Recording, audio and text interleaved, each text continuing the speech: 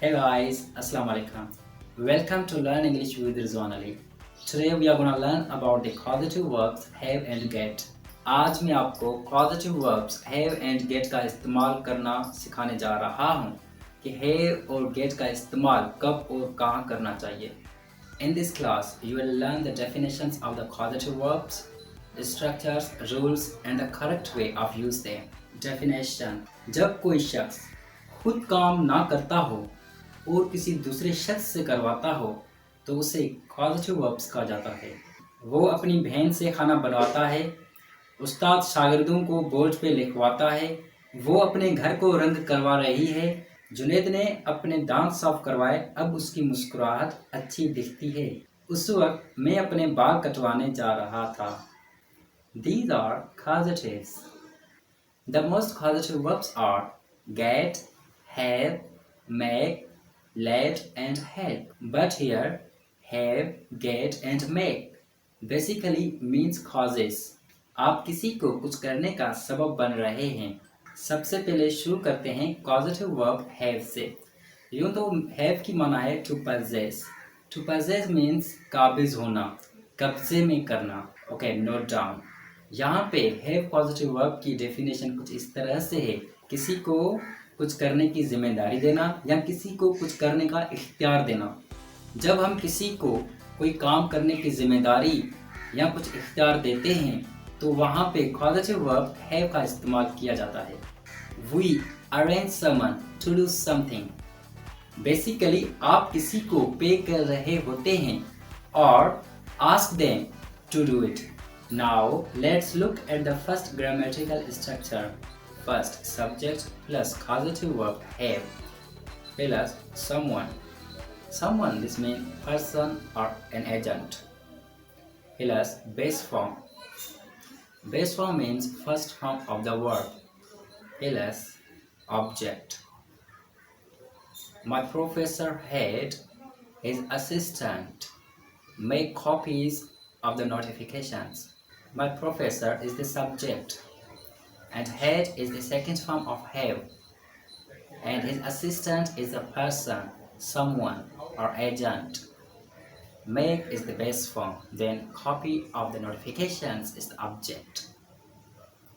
My professor had his assistant make copies of the notifications. मेरे professor ने अपने assistant से नोटिफिकेशंस की कॉपीज करवाई। Here, my professor gave responsibility his assistant to make copies of the notifications. यहाँ पर मेरे प्रोफेसर ने अपने असिस्टेंट को रिस्पॉन्सिबिलिटी दी है नोटिफिकेशंस की कॉपी करवाने की। I hope you got it properly. Saima ने अपनी माँ से शादी का जोड़ा बनवाया। Okay, Saima is the subject, बनवाया पास्ट है। आपको पता है कि हैव पास्ट में हेड बन जाता है। साइमा हेड, उसके बाद पर्सन आएगा। यहाँ पे पर्सन है her mother. Okay, Saima head her mother. Okay, her mother के बाद वर्ब की फर्स्ट फॉर्म आएगी बनवाना, means make. Saima head her mother make her wedding dress. Saima ने अपनी माँ से शादी का जोड़ा बनवाया। वो अपनी माँ से मुझे कॉल करवाएगी।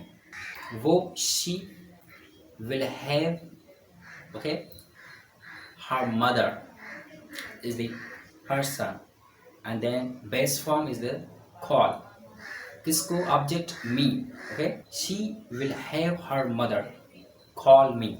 वो अपनी माँ से मुझे कॉल करवाएगी। फ्रेंड्स, एजेंट के बाद जो base form of the verb का इस्तेमाल होता है वो अपनी फॉर्म चेंज नहीं करता, उसकी फॉर्म वही रहती है। जबकि कॉजेटिव वर्ब जो होता है वो अपनी फॉर्म चेंज करता है अकॉर्डिंगली टेंसेस। जैसे कि हैव को हमने हेड में किया तो वो पास्ट में हो गया। आप चाहें तो इंटरोगेटिव सेंटेंस भी बना सकते हैं। For example, did you have the electrician repair your television. क्या आपने इलेक्ट्रिशियन से अपनी टेलीविज़न टीवी ठीक करवाई? फ्रेंड्स, अब तक आप जान चुके होंगे कि कॉजेटिव वर्ब्स में टू पीपल होते हैं, एक सब्जेक्ट और दूसरा एजेंट।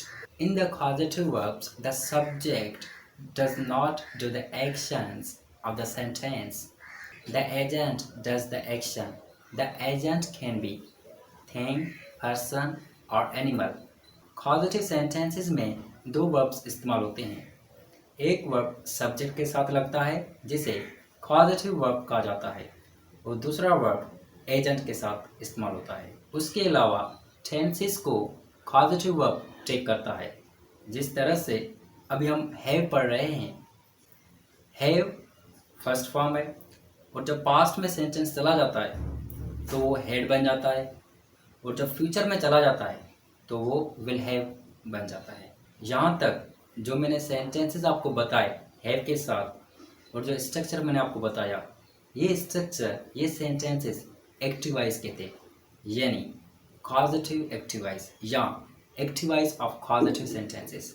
नाउ अब हम पैसिवाइज पढ़ेंगे, कॉजेटिव वर्ब्स के पैसिवाइज।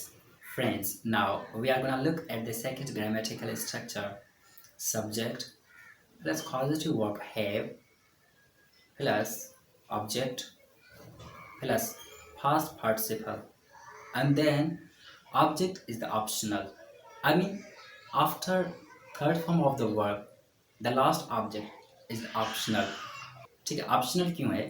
फॉर एग्जाम्पल, आप अपने घर को रंग करवाते हैं, जाहिर है रंग करने वाला पेंटर होता है, पेंटर ही करेगा रंग, ठीक है, यानी वो आइडेंटिफाइड है। ठीक है, आप अपनी गाड़ी ठीक करवाते हैं, अंडरस्टूड बात है कि आप अपनी गाड़ी मैकेनिक से ठीक करवाते हैं, ठीक है ना। आप अपनी लाइट ठीक करवाते हैं, ऑब्वियसली लाइट आप इलेक्ट्रिशियन से ठीक करवाते हैं। ओके, जहाँ पर आप कुछ पे कर रहे होते हैं वहाँ पर हैव का इस्तेमाल होता है, जहाँ पे आप किसी को कमीशन दे रहे होते हैं वहाँ पे हैव का इस्तेमाल होता है। And this is the form of passivize. Irfan ने अपनी गाड़ी धुलवाई, इरफान इज द सब्जेक्ट और हैव का पास्ट फॉर्म होता है हैड, इरफान हैड। और ऑब्जेक्ट क्या है, समथिंग क्या है, his wheel, Irfan had his wheel. Okay, धुलवाई washed, Irfan had his wheel washed, Irfan ने अपनी गाड़ी धुलवाई। मैं अपने घर को रंग करवाऊंगा, ये फ्यूचर में है। I will have my house painted. मैंने आपको पहले बताया था कि causative वर्ब टेंस को टेक करता है। Okay, so I will have my house is the object. Okay, and then painted is the third form of the verb.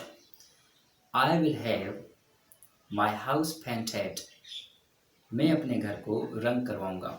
वो अपने बाल कटवा रहे हैं, they are having their hair cut. He will have his phone repaired tomorrow. वो कल अपना phone बनवाएगा। वो अपनी कार को रंग करवा रही थी। She was having her car painted. Friends, now let's talk about the causative verb get. यूँ तो get की माना है हासिल करना। causative verb get की यहाँ पर डेफिनेशन होती है किसी को कुछ करने पे आमादा करना, किसी को कुछ करने के लिए मनाना या किसी को कोई काम करने के लिए राज़ी करना। Convince someone to do something or encourage someone to do something. Now let's look at the grammatical structure of get. Subject, then get, then person, okay, then to, then verb. First form means infinitive form of the verb, and then object. Here the infinitive form is the action verb. यहाँ पे causative verb get के activized sentences में infinitive form का इस्तेमाल होता है, जबकि have में infinitive form का इस्तेमाल नहीं हो रहा था, वहाँ पे just agent के बाद base form of the verb का इस्तेमाल हो रहा था। एग्जाम्पल, मुजम्मिल ने असद से बेडरूम साफ करवाया। ओके, मतलब मुजम्मिल ने असद को कायल किया होगा, मनाया होगा, राज़ी किया होगा बेडरूम साफ़ करने के लिए, तो मुजम्मिल ने असद से बेडरूम साफ़ करवाया। Muzammil is the subject and then got is the second form of get, the sentence in the past. Okay, Muzammil got, और गॉट के बाद पर्सन आएगा, क्योंकि कॉजेटिव वर्ब के बाद पर्सन आता है, और पर्सन या एजेंट, यहाँ पे पर्सन कौन है? असद। मुजम्मिल गॉट असद। और उसके बाद आपको मैंने बताया था कि इन्फिनिटिव फॉर्म होती है। Muzammil got Asad to clean the bedroom. Okay, the bedroom is the object, after infinitive form is the object. Muzammil ने असद से बेडरूम साफ करवाया। वो हमेशा अपना काम मुझसे करवाती है। ये प्रेजेंट सिंपल टेंस है, लेकिन कॉजेटिव वर्ब का इस्तेमाल यहाँ होता है। वो अपना काम खुद करती है, ये प्रेजेंट इंडेफिनिट टेंस का सेंटेंस है। वो अपना काम मुझसे करवाती है, ये कॉजेटिव वर्ब का इस्तेमाल है यहाँ पर। ठीक है, यानी वो खुद नहीं करती, वो किसी और से काम करवाती है।